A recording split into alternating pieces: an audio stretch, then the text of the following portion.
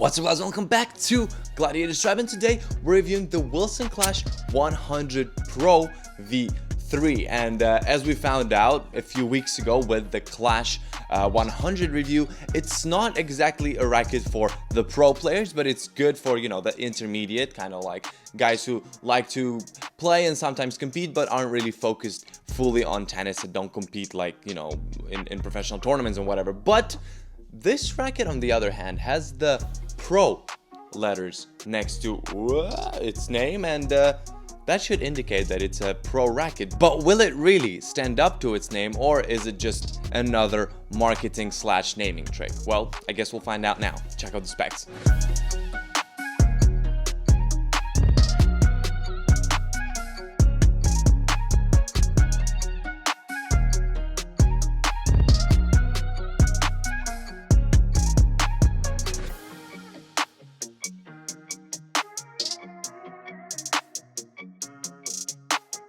Glads, honestly, the Clash series from Wilson has pretty much become my guilty pleasure. Not so much the previous version, but definitely the V3. Guilty because nobody really takes these rackets seriously. They're considered to be way too over-engineered, and they're not made for the pros and only people with little experienced or injured players. The racket is so focused on comfort that it forgets about all the other aspects of the game, and the amount of technology inside of the frames ends up hurting the pure feeling of the ball hitting the string bed, and the racket is therefore not a pro racket under any scope, and no pro would ever consider this racket as their weapon of choice. And pleasure because all of the above is bullshit.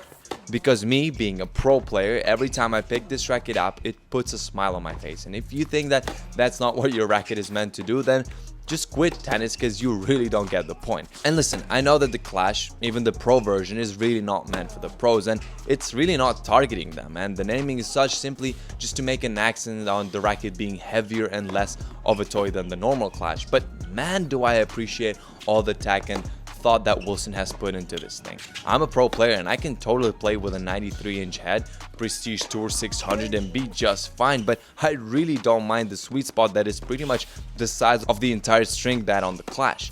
My elbows can totally handle a 70+ stiffness rating of the pure drive rackets, but I really don't mind swinging my racket as fast as I want and having the peace of mind that I will not injure myself under any circumstance, and that is just what this racket is all about. More on that in the end of the video though, but right now, let's get to the shot-by-shot analysis. Firstly, the forehand, which is just a beauty with all Clash rackets, starting with the V1. I can play flat, I can play with spin, and I can do so with any speed I want. The racket is really not the most powerful one, but I really don't mind it because I can put the power into the ball myself.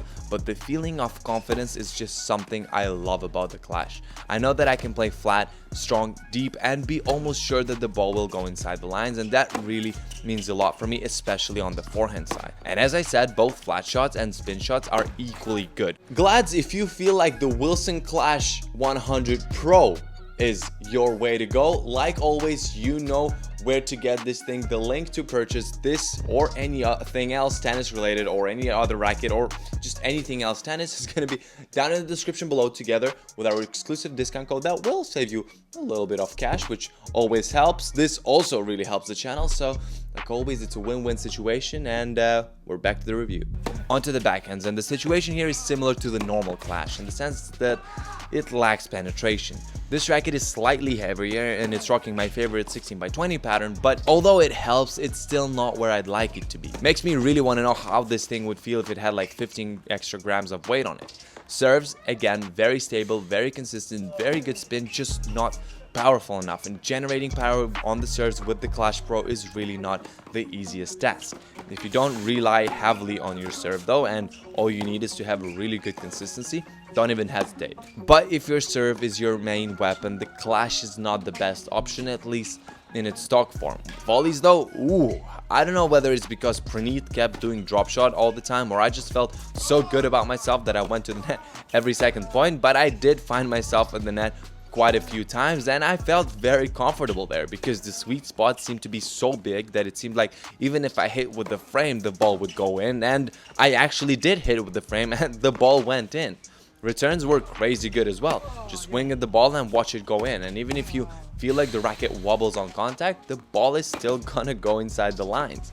actually impressive. So, coming back to the topic of who this racket is meant for, thinking outside the box, and this is probably the racket that most percentage of people will like out of all rackets. It won't be perfect for them by any means, but they will definitely enjoy playing with it. It comes without having to mention, but if you want an injury almost preventing racket, don't hesitate and get it. But even if you don't, but you want to enjoy your time spent on court and just want to feel good about every shot you take, this could be the one. The only reason why I wouldn't switch to it is because I do heavily rely on my serve, and I won't be able to serve as fast as I do with my Head Gravity Pro. But 90% of the people watching this video will most likely hate my setup and my racket in general. I'm not going to say that you should race your way into the store and buy this thing right away, but I will insist that you give it a try if you clicked on this video, because this racket is just different and I want you Glads to experience it. That's it from me for today. Check out the grades and I will see you Glads